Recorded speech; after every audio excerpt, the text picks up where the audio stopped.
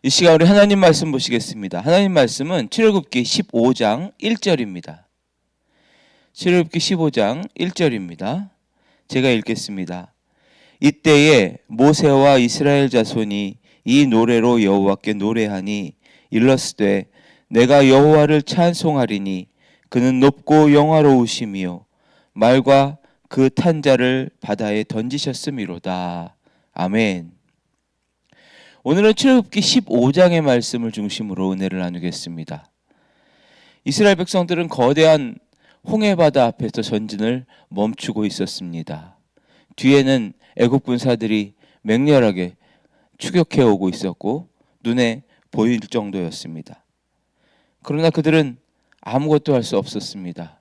두려움과 공포에 질려서 서 있을 뿐이었죠. 하나님께서는 말씀하셨습니다.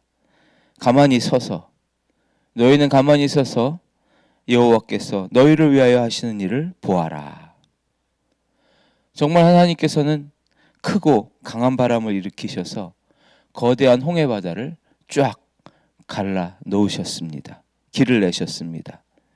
이스라엘 백성들은 홍해를 건너서 홍해바다를 걸어서 건넜고 그들을 추격하던 애국 군대는 다시 덮친 바닷물에 의해서 모두 전멸했습니다.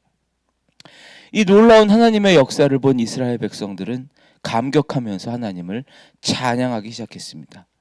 그것이 바로 오늘 우리가 읽은 출애굽기 15장의 내용입니다. 모세의 노래라고도 하지요. 1절에서 이렇게 노래합니다. 내가 여호와를 찬송하리니 그는 높고 영화로우시며 말과 그 탄 자를 바다에 던지셨음이로다. 아멘. 말과 그 탄 자를 바다에 던지셨음이로다. 이스라엘 백성들은 한 일이 아무것도 없습니다. 그들은 무기를 들지도 않았고 전술을 짠 것도 없습니다. 말과 그 탄 자를 바다에 던지신 하나님께서 직접 애국 군대를 처리하셨습니다. 바람을 일으키시고 바다를 가르셨습니다. 하나님이 하셨습니다. 하나님이 하신 그 은혜로 이스라엘 백성들은 승리했습니다. 성경에는 자신의 힘을 의지하지 않고 오직 하나님의 능력으로 승리한 사람들의 이야기로 가득하죠. 우리가 가장 잘 아는 대표적인 다윗은 거인 장수 골리앗을 물맷돌 하나로 쓰러뜨렸죠. 담대하게 선포하면서 나아갔습니다.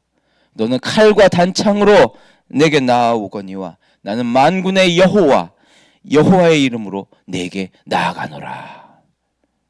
다윗의 승리는 물맷돌을 잘 던졌기 때문, 그런 기술 때문이 아니라 만군의 여호와 하나님의 이름을 신뢰했던 그 믿음 때문이었습니다. 기드온 고작 300명의 군사로 미디안 연합군 12만 5천 명을 이겼죠. 하나님은 미디안과 싸우겠다고 전국에서 모인 이스라엘 군대 3만 2천 명, 그 사람들도 많다고 돌려보내라고 하셨어요. 300명으로 줄이셨죠. 왜 그러셨냐면 이스라엘 백성들이 스스로의 힘으로 이겼다고 자랑하지 못하게 하기 위함이었습니다. 승리는, 우리 하나님의 백성들의 승리는 결코 숫자에 있는 것이 아니라 하나님을 의지하는 그 믿음에 있음을 보여주신 것입니다. 오늘의 이 출애굽기 15장의 말씀은 무한 경쟁에 사로잡혀서 늘 지쳐서 경쟁 속에 살아가고 있는 우리들에게 참으로 큰 위로를 주는 그런 말씀입니다. 우리는 늘 내가 더 늘 노력해야 돼. 내가 이 문제를 반드시 해결해야 돼. 이런 강박적인 관념에 사로잡혀 있습니다. 뭔가 더 해야 돼. 뭔가 더 알아야 하고 뭔가 더 최선을 다해야 해. 늘 이런 생각에 사로잡혀요. 우리가 생각하는 승리 방식은 보통 내가 남들보다 더 뛰어난 성적을 거두거나 더 뛰어난 성과를 내거나 내 힘으로 문제를 멋지게 해결하는 것, 그래서 다른 사람들이 인정해주고 칭찬해주는 것, 그런 승리의 방식을 우리는 많이 생각을 합니다. 그러나 신앙 안에서의 승리는 결이 다르죠. 나의 유능함을 증명하는 방식이 아니라 오히려 나의 약함을 드러냄으로써, 인정함으로써 하나님의 강함을 드러내는 방식이어야만 합니다. 내가 할 수 있다고 믿고 내 힘으로 하려고 하는 그 동안에는 늘 결과치가 나의 한계만큼만 결과치가 나와요. 그러나 내가 할 수 없음을 하나님 앞에 고백하면서 하나님을 절대적으로 바라보면 그 결과는 하나님의 크기만큼 확장되는 것입니다. 그래서 문제 앞에서 우리가 멈추고 하나님을 바라보는 건 결코 퇴보가 아닙니다. 오히려 더 큰 능력을 경험하기 위한 정지 버튼과 같은 것이죠.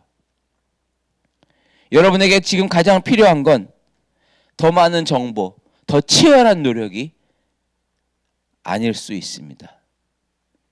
오히려 하나님, 제 힘으로 안 되네요.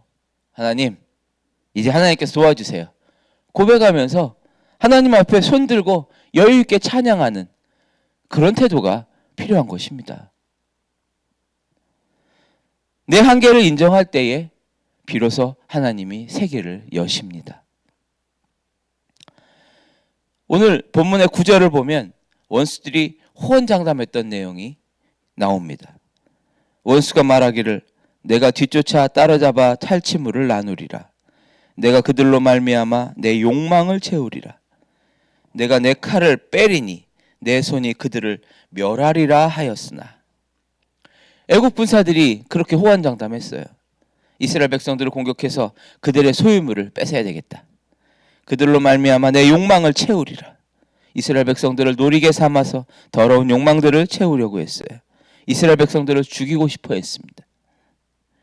원수 마귀는 끊임없이 우리 성도들을 멸망과 죽음으로 몰아가려고 해요. 환경의 압박으로 공격하고 질병과 가난으로 공격하고 열등감과 죄책감으로 마음을 공격하고 지옥과 같이 만들려고 합니다. 원수들은 끊임없이 성도들을 공격하면서 너는 끝났어. 회복하는 건 불가능해. 계속해서 속삭입니다. 그러나 하나님은 그들의 호언장담을 완전히 한 번에 끝내버리셨습니다. 10절 주께서 바람을 일으키심에 바다가 그들을 덮으니 그들이 거센 물에 납같이 잠겼나이다. 거센 바닷물에 납덩이가 가라앉듯이 그렇게 쇳덩이가 가라앉듯이 하나님은 그들을 바닷속에 수장시켜 버리셨습니다. 여러분 세상의 소리가 아무리 크게 들릴지라도 세상이 아무리 여러분에게 위협할지라도 두려워하지 마십시오. 하나님의 역사하시는 능력은 세상의 그런 위협을 한 번에 압도해 버리실 정도로 크고 강하십니다. 세상이 여러분에게 안 되라고 말할 때 여러분 두려워하지 말고 담대하게 외치십시오. 하나님이 하신다. 하나님은 말과 그 탄자를 바다에 던지시는 분이시다. 이번 한 주간 여러분 어떤 문제를 만나더라도 하나님이 하신다. 하나님이 말과 그 탄자를 바다에 던지시리라. 담대하게 선포하시면서 여러분 어깨를 펴시기를 바랍니다. 담대하게 승리자의 길을 걸어가시기를 예수님의 이름으로 축복합니다.